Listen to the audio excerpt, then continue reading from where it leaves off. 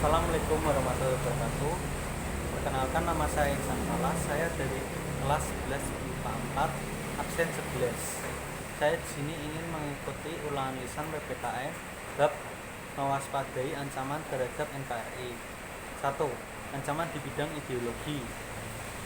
Komunisme, yaitu paham yang bertujuan menciptakan masyarakat komunis dengan aturan ekonomi yang berdasarkan kepemilikan bersama dan tidak ada kelas sosial, uang, dan negara.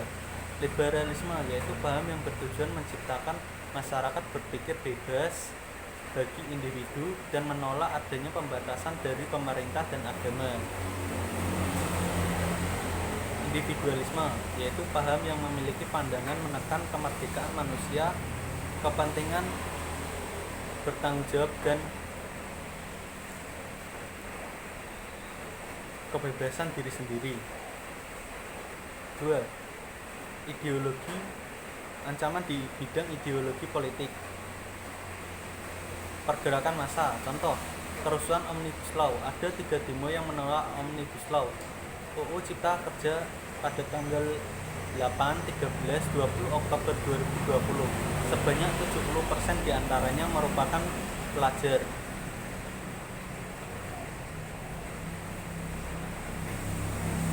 Separatisme, membebaskan diri dari negara, membuat negara merdeka. Contoh peristiwa 13 Juli tahun 1945. Blokade, contoh perlakuan Belanda terhadap Indonesia tahun 1945 sampai 1947. Strategi menghadapi ancaman di bidang ideologi politik. 1. Mengembangkan demokrasi politik. 2. Mengaktifkan masyarakat sipil dalam arena politik. 3.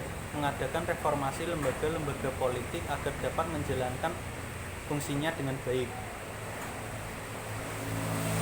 4. Membentuk pemerintah bersih dan berwibawa. 5. Menegaskan supremasi hukum. 6. Memperkuat posisi Indonesia dalam kancah politik internasional. Ancaman di bidang ekonomi. 1. Membanjirinya produk luar negeri dan menekan produk dalam negeri, terutama barang-barang yang tidak kompetitif. 2.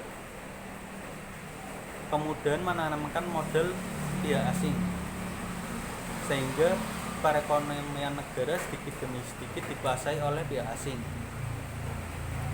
3. Persaingan bebas, yang menimbulkan pelaku ekonomi yang menang atau kalah, akan menciptakan kesenjangan ekonomi. Strategi menghadapi ancaman di bidang ekonomi. 1. Menciptakan lapangan kerja sehingga mengatasi kemiskinan. 2. Mengembangkan infrastruktur. 2. Pembangunan infrastruktur. 3. Pemilihan teknologi tepat guna. 4. Pertanian sebagai prioritas utama. 5.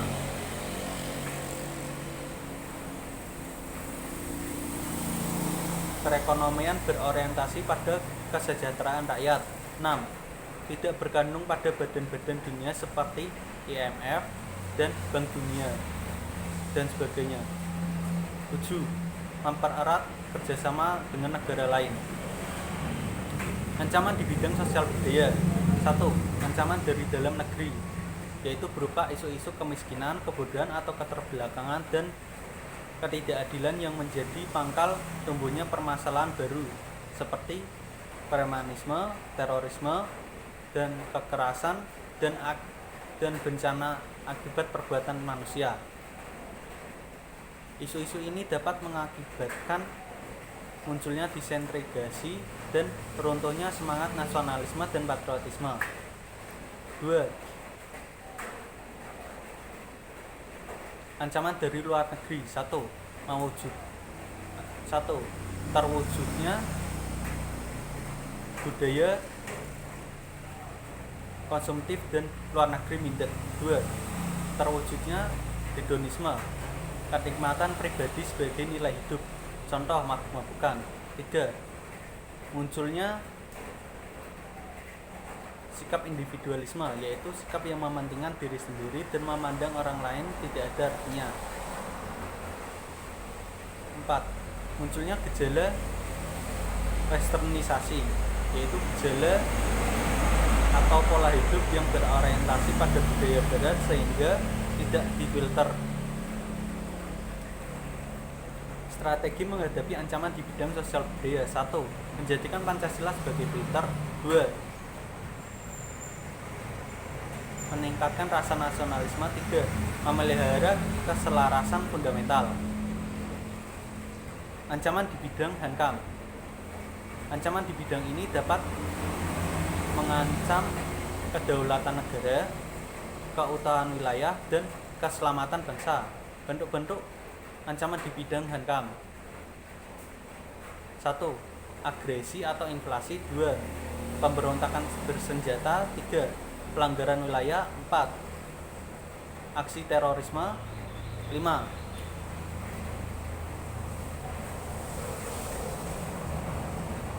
Ancaman keamanan wilayah laut maupun udara.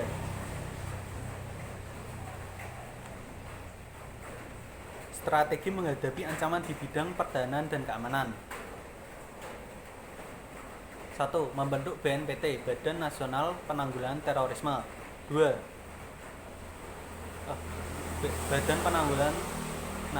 Badan Nasional Penanggulangan Terorisme. BNPT adalah lembaga pemerintahan non-kementerian yang bertugas di bidang terorisme. 2. Mengesahkan UU anti terorisme. 3. Memperkuat aparat negara. 4. Membentuk SISHAM Kanrata, Sistem Pertahanan Keamanan Rakyat Semesta. Komponen SISHAM Kanrata. 1. Polri. 1. TNI sebagai kekuatan utama sistem pertahanan. 2. Polri sebagai kekuatan utama sistem keamanan. 3. Rakyat sebagai kekuatan pendukung. Ciri-ciri SISHAM Kanrata. 1. Kerakyatan. Orientasi pertahanan negara diabadikan untuk kepentingan seluruh rakyat. 2.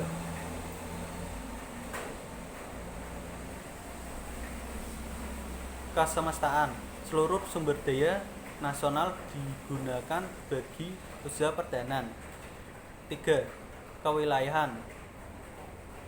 Kekuatan pertahanan dilaksanakan secara merata di wilayah NKRI. Apabila ada salah kata, saya mohon maaf yang sebesar-besarnya. Wassalamualaikum warahmatullahi wabarakatuh.